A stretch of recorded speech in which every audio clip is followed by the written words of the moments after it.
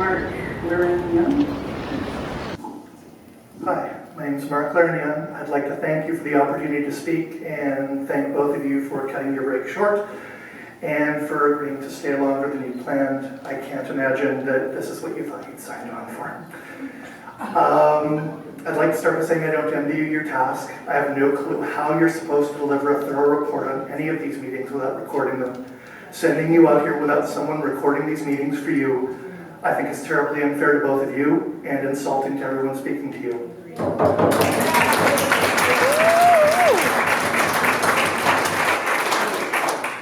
I've dedicated the last few years to learning about southern resident orcas. This is the most iconic ecotype of BC's most iconic species. The orcas who survive almost entirely on a diet of Chinook salmon found in the Salish Sea. The first ever killer whale displayed in captivity, Moby Doll, was a southern resident. The original Shamu was a southern resident. Granny, the 105-year-old matriarch of J-Pod, is a southern resident. There are currently 83 southern residents in the wild and one, Lolita or Tokate, at the Sequarium in Florida. When the National Energy Board released its report on this pipeline expansion, my first question was, what does this mean for the southern residents? To the National Energy Board's credit, that question was answered. Extinction.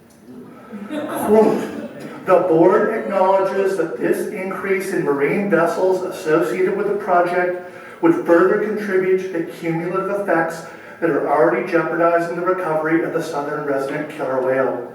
The effects associated with project-related marine vessels will impact numerous individuals of the southern resident killer whale population in a habitat identified as critical to the recovery and classifies the effects as high magnitude. Consequently, the board finds that the operation of project-related marine vessels is likely to result in significant adverse effects to the southern resident killer whales.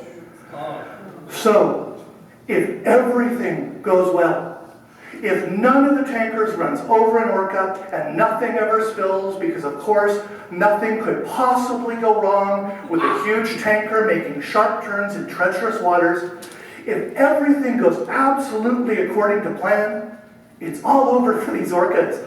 Because no one at all studying this population believes that they can survive significant adverse effects. These would be the orcas that are the icon of our province, the emblem of the Vancouver Canucks, the poster species for every single one of our tourism campaigns. I asked Howard Garrett, co-founder of the Orca Network in Washington, if he'd like me to say anything on his behalf, and I'll forward you the entire statement, but he warns, this proposal would routinely pollute our air and water and increase the underwater noise that severely impacts the ability of marine mammals to maintain essential awareness of their environs, especially at the Salish Sea's endangered southern resident orcas who need to use echolocation to find food and navigate and to communicate with one another. Please reject the Kinder Morgan pipeline expansion.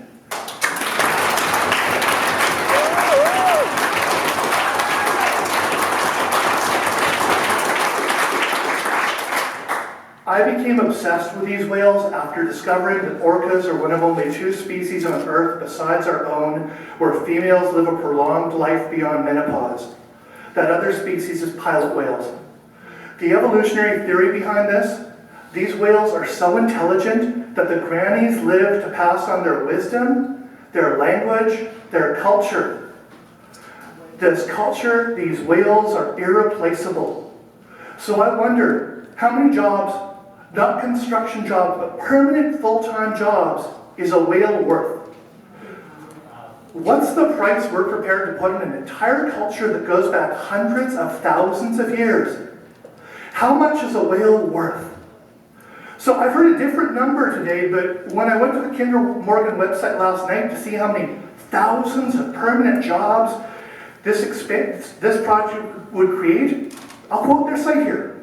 Once the proposed expansion project is complete, operating and maintaining 1,150 kilometers of the twin Trans-Mountain pipeline system will result in approximately 90 new operating positions. Approximately 50 in British Columbia and 40 in Alberta.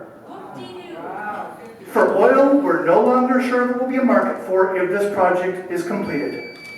Approximately 90 full-time jobs for 83 orcas.